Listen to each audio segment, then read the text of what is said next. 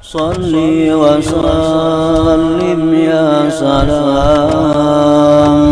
ala nabi khairil anam wal ali wa ashabil kiram. Bismillahirrahmanirrahim.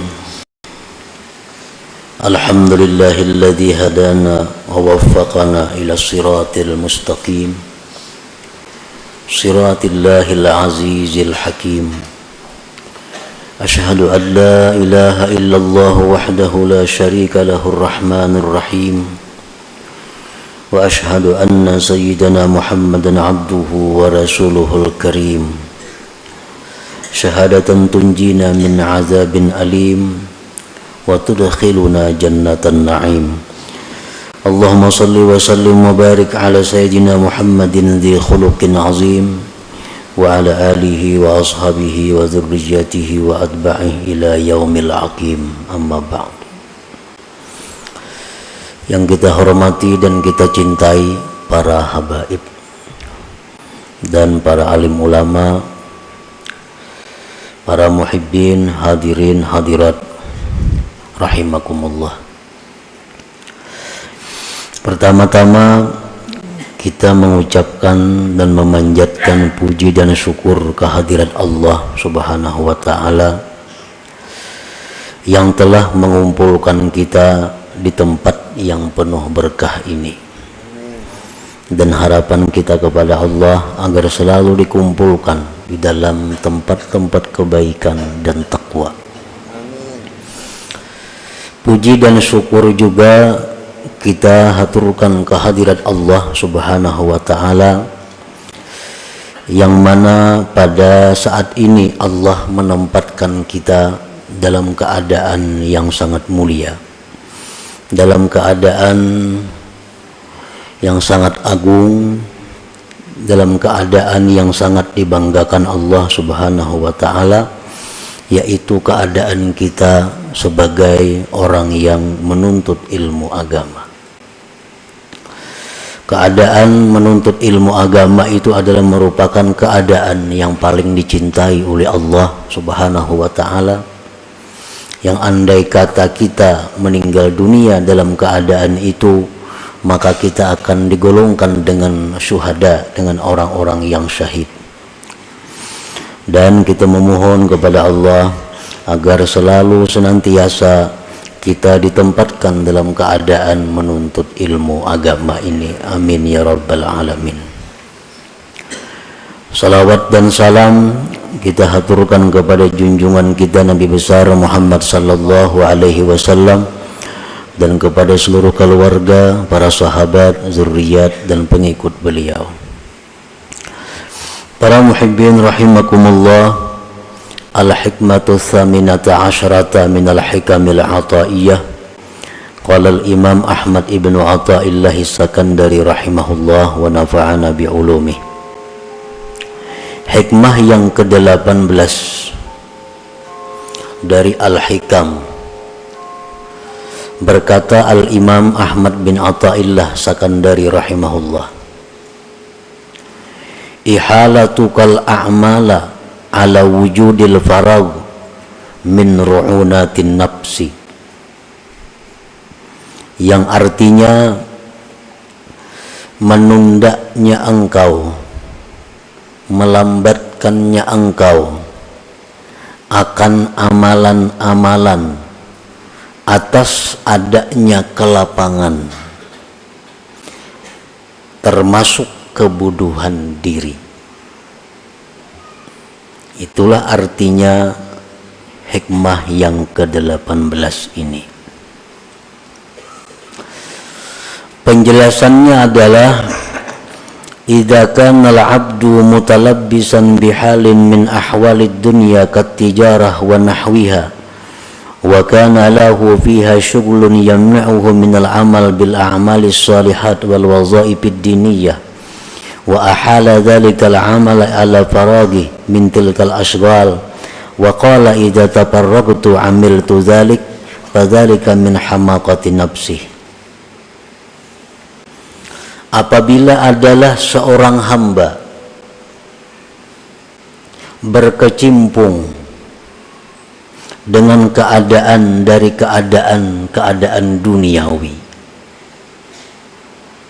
Apabila seorang hamba bergelut dengan urusan-urusan duniawi seperti perdagangan dan seumpamanya, dan adalah bagi dia seorang hamba tadi pada keadaan tersebut kesibukan yang mencegah dia, yang menghalangi dia daripada beramal dengan amal-amal yang saleh dan tugas-tugas keagamaan, dan dia menunda yang demikian amal itu atas kelapangannya dari yang demikian itu kesibukan-kesibukan, dan dia berkata, apabila aku telah lapang maka aku akan beramal saleh yang demikian itu. Maka yang demikian itu adalah merupakan kebodohan seorang hamba tersebut. Nah, ini manusia, ini hamba Allah, orang yang sangat sibuk dengan urusan-urusan yang sifatnya dunia, baik inya bertani, baik inya berdagang, baik inya pegawai, apapun keadaannya, dia sibuk.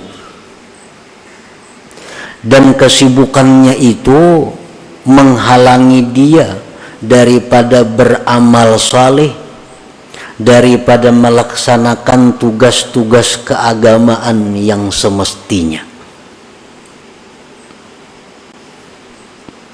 Kada sempat lagi inya beramal saleh, kada sempat lagi melaksanakan tugas-tugas agama karena kesibukannya tadi.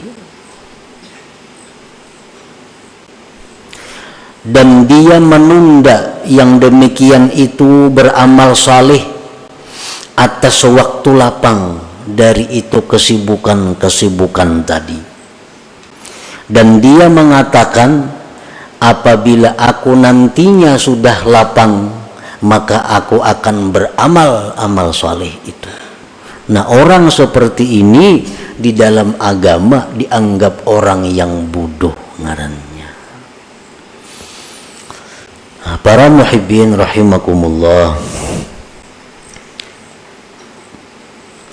tugas-tugas keagamaan, amal-amal saleh yang mesti dilakukan oleh orang yang berakal adalah perbuatan-perbuatan, bacaan-bacaan, tafakkur yang kita dituntut untuk melakukan itu.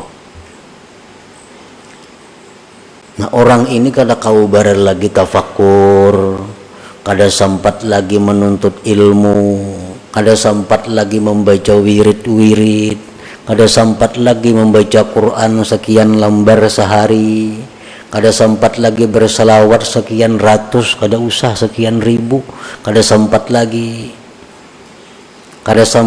silaturahmi karena banyaknya kesibukannya. Dan dia mengatakan, kaina aku mun sudah lapang bisa ain itu, ini lagi sibuk, lagi banyak urusan. Nah, bila mana demikian halnya, kita ini dianggap bodoh. Nah, para muhibbin rahimakumullah, dalam sehari semalam ada waktu 24 jam. Nah, bagaimana orang yang berakal itu mengelola waktu 24 jam ini? Bagaimana mestinya orang yang punya akal bisa mengelola waktu 24 jam ini dengan baik, dengan yang diridai Allah? Di dalam Suhuf Ibrahim disebutkan, hendaknya waktu itu dibagi 4. Ada waktunya dalam 24 jam itu kita munajat kepada Allah, seperti sembahyang, membaca Al-Quran, berzikir, termasuk di dalamnya bersalawat. Nah, ada waktu dalam 24 jam untuk itu. Kemudian ada waktu dalam 24 jam itu dia muhasabah dirinya. Muhasabah dirinya. Muhasabah itu artinya ada menghitung kembali. Sekarang sudah berapa umurku? Berapa banyak sudah waktu yang kuhabiskan untuk agama? Berapa banyak waktu kuhabiskan untuk dunia? Berapa banyak dosa yang diperbuat? Nah, dimuhasabah diri. Nah, dalam 24 jam sehari itu mestinya ada waktu untuk itu. Nah, yang ketiga, dalam 24 jam itu ada waktu untuk tafakkur, untuk berpikir. Berpikir apa? Berpikir tentang kejadian-kejadian alam semesta ini. Termasuk di dalamnya adalah menuntut ilmu. Karena menuntut ilmu ini memerlukan tafakkur, memikirkan apa yang disampaikan Rasulullah Sallallahu Alaihi Wasallam, memikirkan apa yang difirmankan oleh Allah Subhanahu Wa Taala, memikirkan apa yang disampaikan oleh para aulia-aulia Allah. Nah, dalam sehari semalaman ini kita ada waktu untuk itu. 3. Dan yang keempat, di dalam sehari semalaman ini kita ada waktu untuk berusaha menafkahi keluarga. Ada waktu untuk itu. Nah, bila kita bisa mengelola yang demikian, maka kita dianggap sebagai al-aqil, orang yang berakal. Para muhibbin rahimakumullah. Jadi dalam 24 jam itu guring kada dihitung. Jadi guring kita berapa? Misalnya yang kita cukup 8 jam, itu paling banyak guring. Lebih pada itu, ujar Imam Ghazali, kada manusia. 8 jam itu sudah paling full guring. Nah, jadi waktu 24 jam, 8 jam itu kita guring. Guring itu artinya nilainya 0. Kada jadi napa-napa, kada ada dosa, kada ada pahala. Ini guring nang kada ada niat apa-apa, guring semata guring.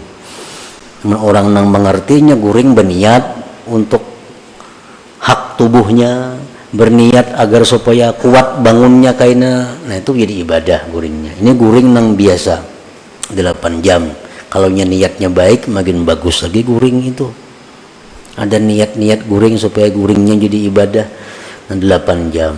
Jadi yang tersisa waktu lagi berapa? 16 jam. 16 jam lagi waktu.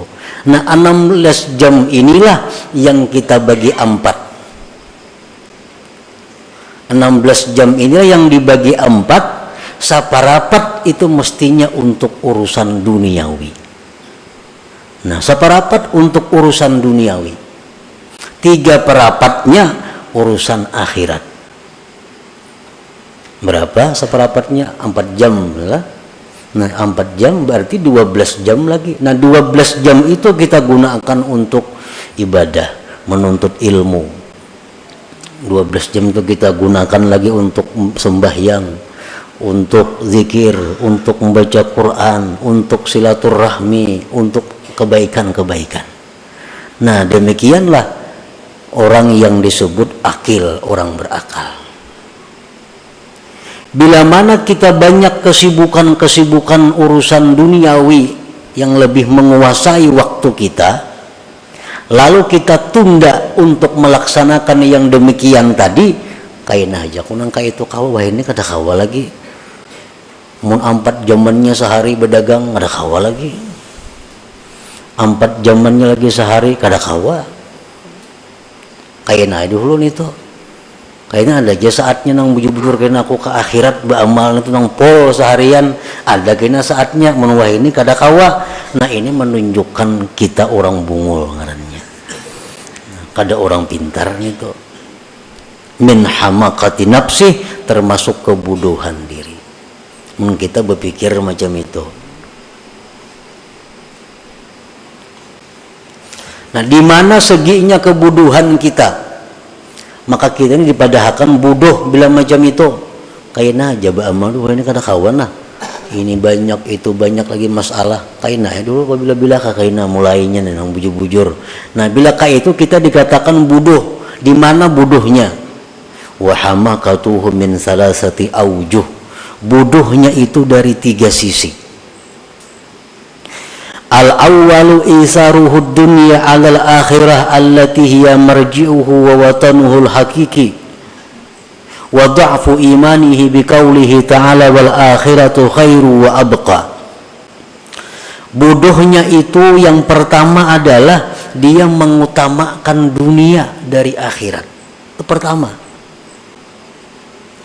Waktu nang mustinya 4 jam untuk dunia, 12 jam untuk akhirat, dibaliknya 12 jam untuk dunia, cuma 4 jam untuk akhirat. Bisa kada sampai juga 4 jam. Nah ini orang ngarannya mengutamakan dunia atas akhirat, sedangkan akhirat itu tempat kembali dan tempat tinggal kita yang sebenarnya. Wawatanuhul hakiki, tempat kita yang sebenarnya itu di akhirat, bukan di dunia ini. Dunia ini hanya perantauan kita untuk menuju akhirat. Macam orang-orang pekerja nang dari Jawa, nang dari daerah mana-mana, ini bekerja di tempat kita. Satu saat pikirannya pasti akan pulang ke tempatnya. Maulainya di sini berhimat untuk membangun tempat ini. Kecuali pikirannya pacang kada bulik lagi ke sana. Kalau pikirannya pasti kembali ke tempatnya, ini di sini hanya mencari sangu, hanya mencari tabungan, hanya mencari bekal untuk bulik kena ke kampungnya, membangun rumah di sana. Nah, membangun apa di sana. Nah, itulah contohnya pengembara. Jadi tempat kita dunia ini hanya tempat sementara kita melewati untuk menuju tempat yang sebenarnya. Imam Ghazali dalam Ihya Ulumuddin mengisahkan bahwa perumpamaan dunia ini adalah orang yang berada di kapal. Nah, kapal di tengah laut. Begitu kapal ini berjalan dengan penumpang-penumpangnya, ujar kapten kapal, kita singgah satu mat di pulau. Nah, kita singgah satu mat di pulau ini untuk mencari bekal, untuk istirahat, untuk apa. Kayaknya kita berbuatan pulang ke kapal ini dan berangkat lagi. Turunan penumpang kapal di pulau. Nah, itulah dunia. Adalah orang kapal yang turun ke pulau itu berpikir bulah rumah di pulau. Kada ada. Kenapa? Karena ini pacang singgah satu mat saja. Adakah berpikir membuka perusahaan di pulau itu? Kada ada. Bila di pulau ini kena kunyuk, kapalnya berjalan, dimakan binatang buas, ditinggalkan orang. Nah, itulah kehidupan dunia ini. Dan contoh-contoh membuktikan berapa manusia yang mati meninggalkan gedung. Berapa banyak manusia yang mati meninggalkan duit miliaran rupiah.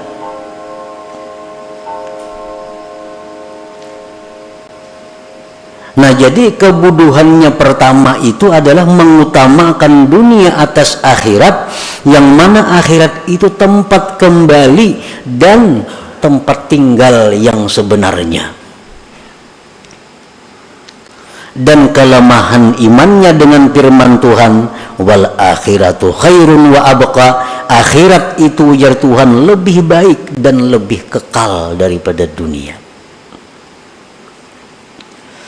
Wal aqil, orang yang berakal, menja'alad dunya mazra'atan hasanah lil akhirah, Orang yang berakal itu orang yang menjadikan dunia tempat bercucuk tanam yang baik bagi akhirat. Wal aqil man ja'ala aktsara awqatihi lil akhirah. Orang yang berakal orang yang menjadikan sebagian besar waktunya untuk akhirat. Nah, di situ kebodohan yang pertama. Dia lebih mengutamakan dunia dari akhirat. Makanya ingat tadi kainagin dulu urusan akhirat tuh. Ini masih banyak kesibukan lagi karena ada aja saatnya. Nah, ini kebodohannya pertama berarti dia mengutamakan dunia atas akhirat.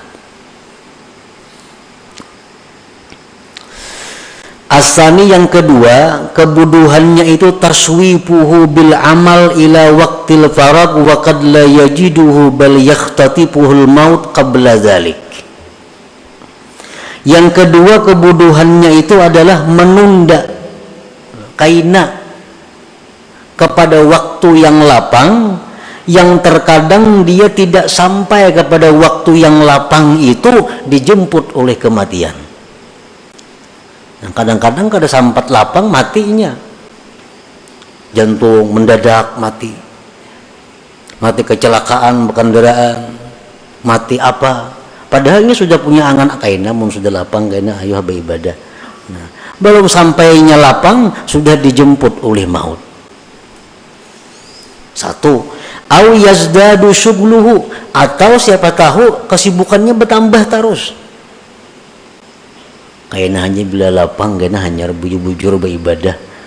Kenyataannya bertambah terus kesibukan nih, selalu bertambah. Tahulah kita kada tahu. Nah, akan datang bisa lebih sibuk pada hari ini kada tahu. Lianna asghalad dunya yatada'a ba'daha ila ba'din, karena kesibukan dunia ini selalu membawa kepada kesibukan yang lain. Aw ya'tariduhul marad wa la yastati'u bihil amal, atau di tengah jalan dia datang penyakit kada bisa lagi beramal.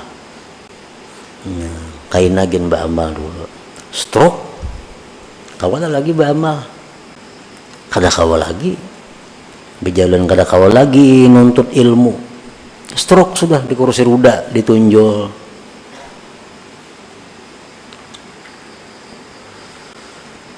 Nah, maka bila mana orang ini seperti keadaan demikian, sakitnya orang ini, kada beramalnya orang ini sia-sia. Lain jika orang ini pak amal dahulu, napa ibadat, imbatunya garing, begitu garing kada kau lagi beramal, tetap ditulis Tuhan terus. Nah, hanya banyak karena garingnya dulu pak amal orangnya. Amun dahulu kada pak amal, garing. Nah, kayaknya aku mensihat beramal ya Tuhan lawasnya ikam sihat kada beramal-amal.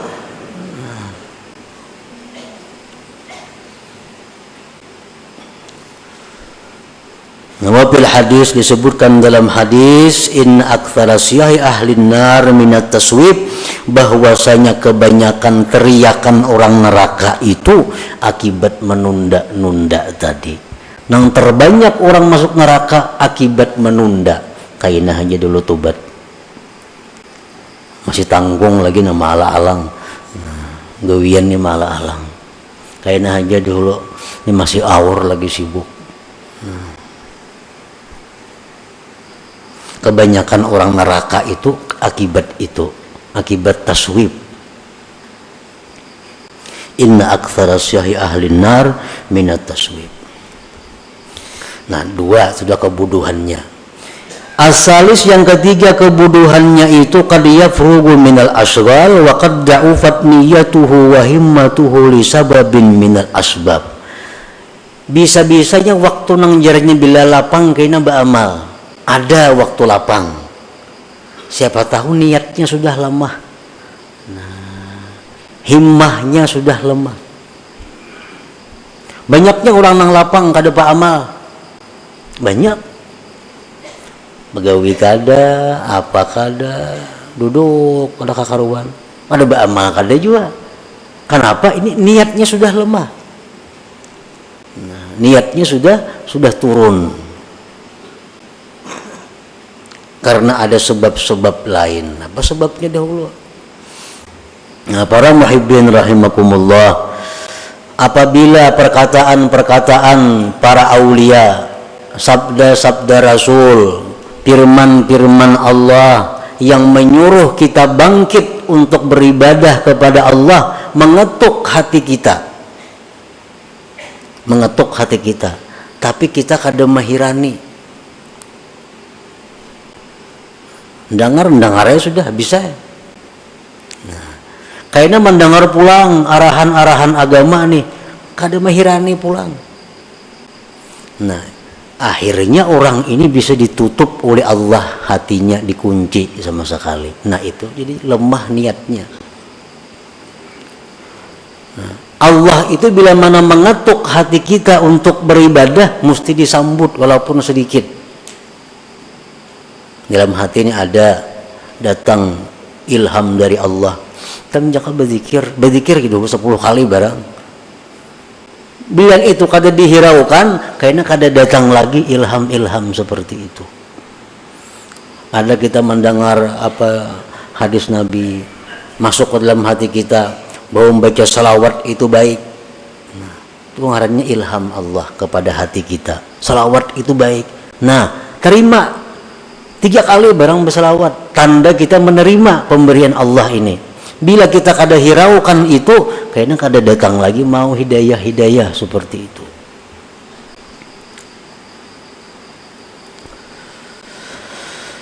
Nah, jadi 3 macam itulah dianggap bodoh tadinya. Orang menunda-nunda amal itu karena 3 macam tadi dianggap bodoh. 1, mengutamakan dunia daripada akhirat, padahal Tuhan sudah jelas mengatakan akhirat lebih baik.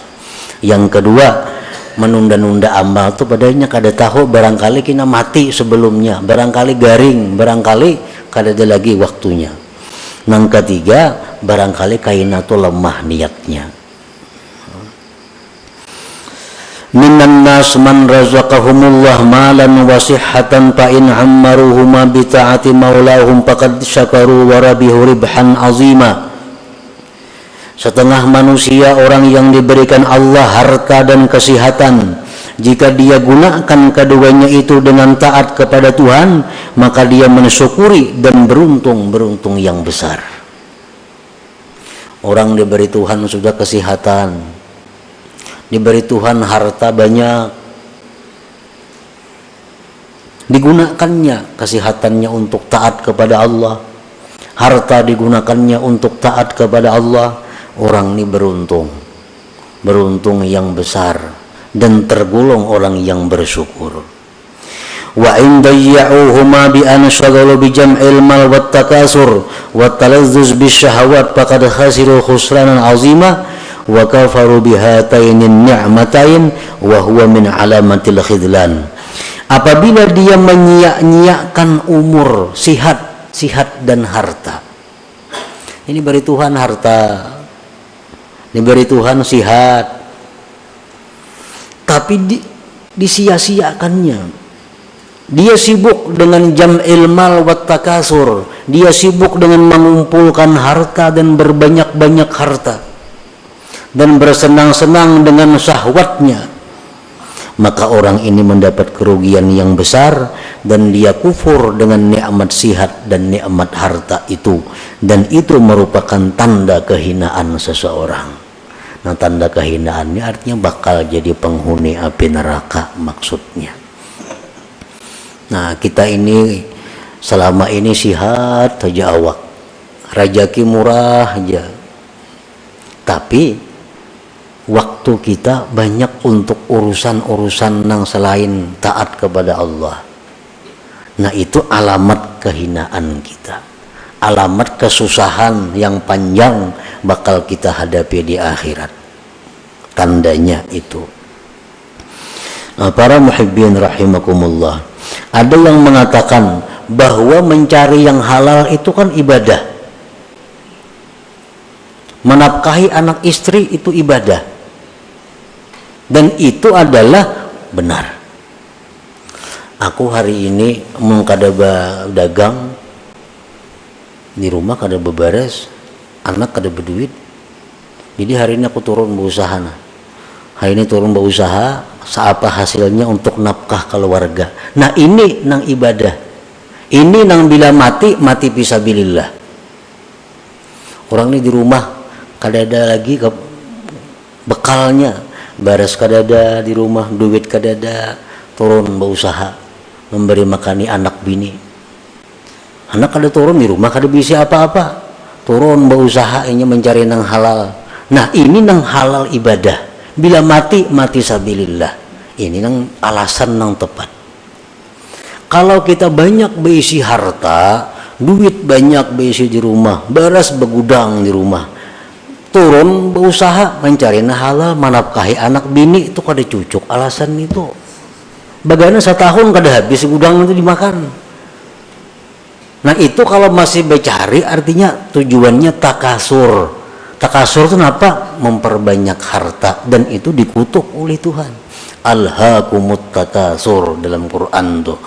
Nah, jadi orang bercari ini, mencari harta ini, kalau tujuannya menafkahi bini, anak, keluarga, itu fisabilillah. Kalau tujuannya takasur, banyak-banyak mengumpulkan, nah itu nang dicela. Nah, kesibukan-kesibukan itu yang mengurangi, kesibukan-kesibukan itu yang menghabiskan waktunya untuk ibadah. Nah, para muhibbin rahimakumullah. Jadi itulah sebagian yang dimaksud daripada hikmah yang ke-18 daripada hikam ataiyah ini. Yang kesimpulannya adalah hendaknya kita jangan menunda beramal salih itu. Menunda kepada waktu yang lapang. Kalau kita kadang maulah lapang, ke lapangan itu sulit datang. Nah, lapang sibuknya tergantung kita. Jangan menunggu lapang. Kalau kita menunggu ke lapangan, hanya kita bangkit beribadah kepada Allah, menggunakan waktu yang banyak untuk ibadah kepada Allah. Nah, kalau kita menunggu ke lapangan, kita dikatakan orang yang bodoh, dan itu merupakan tanda kehinaan kita. Artinya kesusahan, kesengsaraan yang panjang bakal kita hadapi di akhirat. Nah, para muhibbin rahimakumullah, mudah-mudahan kita diberi Allah hidayah dan taufik agar dapat mengamalkan ilmu yang diberikan Allah kepada kita ini. Ila hadratin Nabi sallallahu alaihi wasallam. Al-Fatihah.